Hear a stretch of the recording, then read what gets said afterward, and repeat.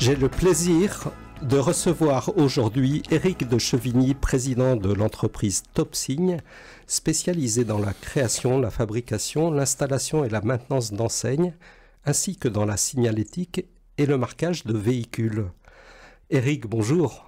Bonjour Pierre, et merci de m'accueillir. Je suis heureux de pouvoir participer à cette émission et de partager avec vous un peu de la vie d'entrepreneur et de mes engagements. Plaisir partagé. Vous dirigez Topsigne depuis 10 ans. Pouvez-vous nous présenter cette entreprise byzantine ? Alors Topsigne existe même depuis 1992, c'est une entreprise trentenaire, ce qui est un bel âge pour une entreprise de la communication visuelle où nous avons un marché constitué d'entreprises assez jeunes. Je l'ai effectivement reprise en 2015 à ses fondateurs. C'était ma première aventure entrepreneuriale, donc une étape clé dans mon parcours professionnel. Et notre mission, c'est d'apporter de la visibilité à nos clients. Donc cela va de la plaque d'accueil pour un artisan jusqu'à l'habillage complet d'une façade pour des grandes enseignes régionales, en passant par le marquage d'une flotte de véhicules. C'est très varié. Et c'est ce qui en fait l'excitation de notre métier, parce qu'on ne fait jamais deux fois la même chose. D'accord. Et je crois que dans vos métiers ou dans votre métier, vous maîtrisez l'ensemble de la chaîne de valeur depuis la conception jusqu'à l'installation. Et vous dites que vos produits sont made in Franche-Comté. En quoi cela est-il important pour vous et pour vos clients ? Alors, c'est fondamental pour nous. Et c'est même dans l'ADN de l'entreprise parce que c'est quelque chose dont j'ai hérité et c'est effectivement ce que les fondateurs avaient imaginé. C'est-à-dire qu'on propose toute la chaîne de valeur à nos clients, de la conception graphique jusqu'à la maintenance de l'enseigne et de nos ouvrages, en passant par des études de faisabilité, la fabrication dans notre atelier, l'installation par nos équipes. Et ça permet de proposer aux clients un projet clé en main et sans intermédiaire. Ce qui est un vrai plus. Le Made in Franche-Comté, d'ailleurs, c'est pas seulement un slogan pour nous, c'est vraiment un gage de qualité et de réactivité. Et puis j'ai envie même de dire, puisqu'on va parler d'engagement, que c'est un acte citoyen, puisque voilà, on veut produire local, faire travailler l'économie du territoire, réduire les transports, avoir un suivi plus simple. Voilà, tout ça contribue à ce slogan Made in Franche-Comté qu'on affiche fièrement. Voilà, et donc là, on retrouve cette notion d'engagement.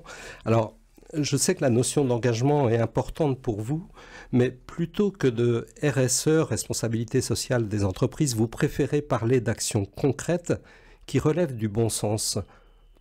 Pourquoi cette modestie et pouvez-vous nous donner quelques exemples ?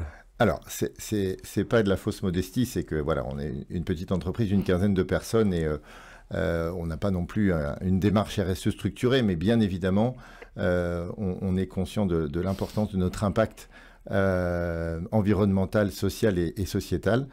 Et donc, je vais me permettre de vous donner quelques exemples de ce que nous faisons. Moi, j'ai d'abord un engagement national auprès de notre syndicat professionnel et j'en suis le trésorier depuis maintenant 4 ans.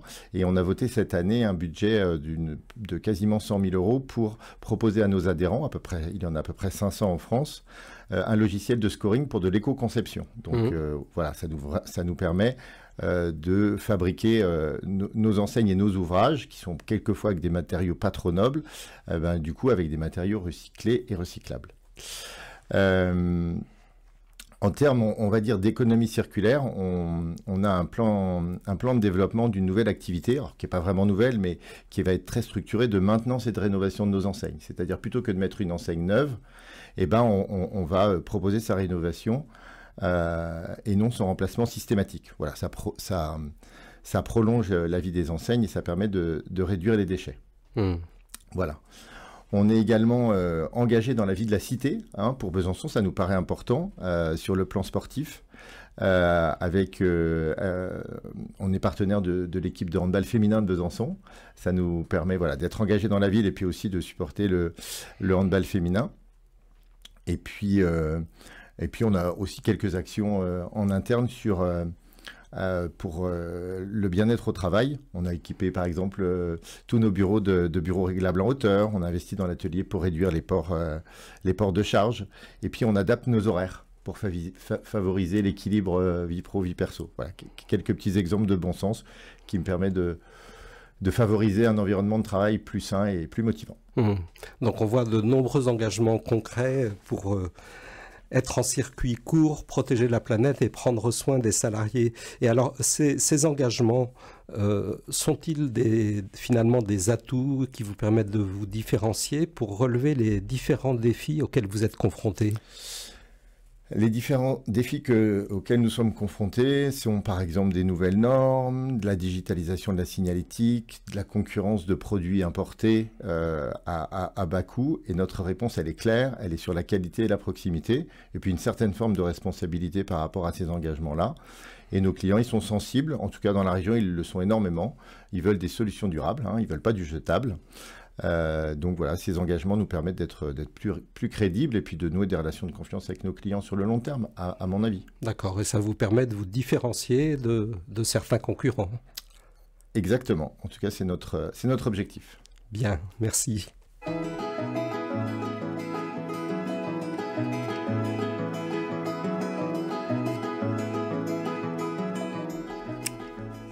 Nous retrouvons Éric de Chevigny, président de la société Topsigne, spécialiste des enseignes et de la signalétique. Éric, notre émission s'appelle « Un entrepreneur engagé ». Nous avons parlé de l'activité de la société que vous dirigez, mais maintenant j'aimerais aller à la rencontre de l'homme. Vous êtes notamment engagé dans le mouvement des scouts et guides de France. En quoi consiste l'activité de ce mouvement ? Alors, les scouts et guides de France, c'est un mouvement éducatif, chrétien et ouvert à tous. C'est vraiment très important pour nous, ces deux volets, chrétien, ouvert à tous, qui permet à des jeunes de 6 à 20 ans de découvrir la vie en équipe, la nature, la solidarité et surtout l'apprentissage par l'action.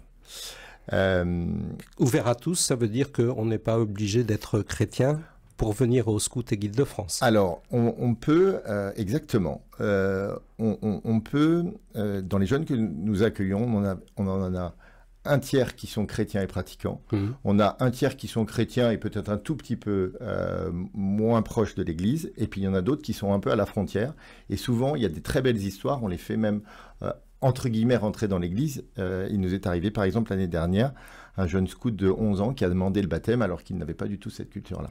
Et ça nous a beaucoup touchés. Voilà, le groupe de scouts et guides de France de Besançon-Centre que j'anime avec mon épouse, c'est un projet aussi de couple, réunit 110 jeunes répartis par tranche d'âge et qui sont accompagnés par une vingtaine de chefs et cheftaines qui sont des jeunes étudiants ou jeunes pros bénévoles et qui sont vraiment la lumière de ce groupe et de cette association. Et alors, pourquoi est-ce que vous avez pris cet engagement, Éric, avec votre épouse ? Vous avez été scout quand vous étiez petit ?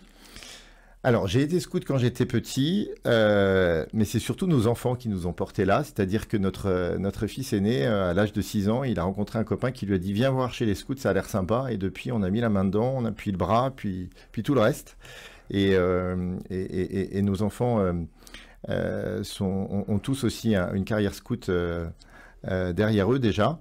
Ce qui nous motive, c'est les valeurs qui sont véhiculées par ce mouvement, qui sont celui de l'entraide, de la simplicité de la vie dans la nature, du respect de l'environnement, et puis aussi d'éducation à la citoyenneté dès le plus jeune âge.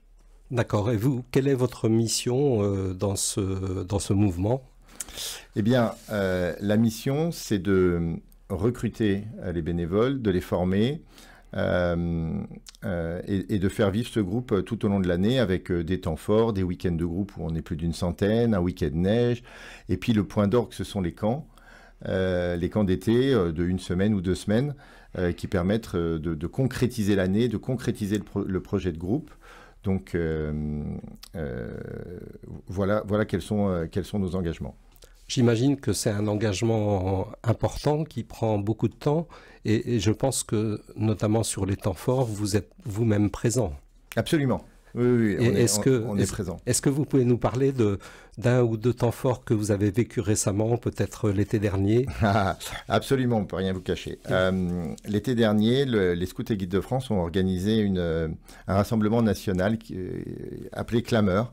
C'est écouter les clameurs des hommes et de la terre. On parle vraiment d'écologie intégrale. Si on a un petit peu de temps tout à l'heure, on pourra en reparler.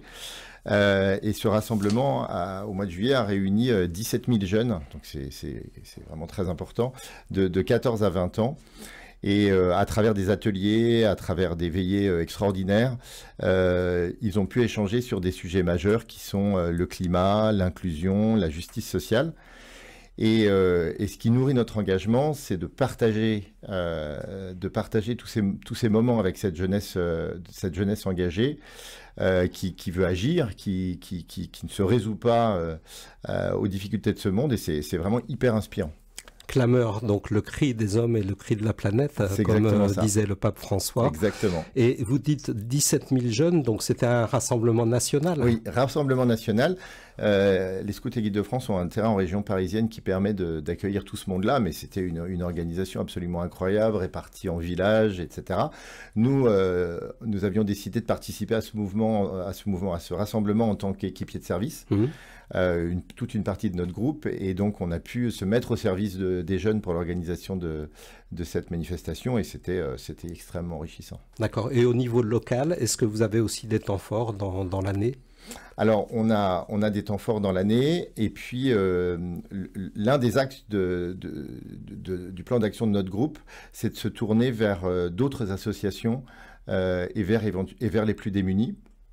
Et on a notamment un tiers-lieu qui s'appelle Clairecombe à Besançon et qui est une expérimentation en fait de l'écologie intégrale, j'en parlais tout à l'heure, et avec le secours catholique et l'accueil de migrants et la réunion de nos jeunes, on a pu vivre des journées, notamment une au mois de mars l'année dernière, mémorables, où on a pu jardiner, échanger avec eux, comprendre ce que c'était que ce tiers-lieu et l'écologie intégrale, et c'était extrêmement riche. Et se prendre soin des hommes et de la planète, finalement rejoint ce que vous nous décriviez dans les engagements que vous prenez par rapport à votre entreprise, cette notion de circuit court, d'économie circulaire. Je pense que c'est quelque chose qui est important pour vous. Absolument, d'une certaine manière, oui. Exactement. Et voilà, et sans vouloir rentrer dans les grands mots, je pense que le monde de l'entreprise peut apprendre pas mal du monde associatif, et notamment de ce qu'on vit dans le scoutisme. Chez les scouts, chacun a sa place, les jeunes, les chefs bénévoles, les équipiers de groupe, et tout le monde apporte sa responsabilité, sa pierre à l'édifice. Et voilà, et moi c'est ce que j'essaye et ce que j'aimerais mettre davantage encore faire dans l'entreprise. Voilà, que chacun se sente responsable et acteur de la réussite collective. Voilà, toujours dans la protection des hommes et de notre environnement. Très bien. Écoutez, merci Éric pour ce bel échange. Nous retrouvions aujourd'hui Éric de Chevigny, président de la société Topsigne. Merci pour cet échange et merci pour votre beau témoignage. Merci à vous, c'était un plaisir de partager à la fois l'aventure Topsigne et ce qui me passionne en dehors de l'entreprise.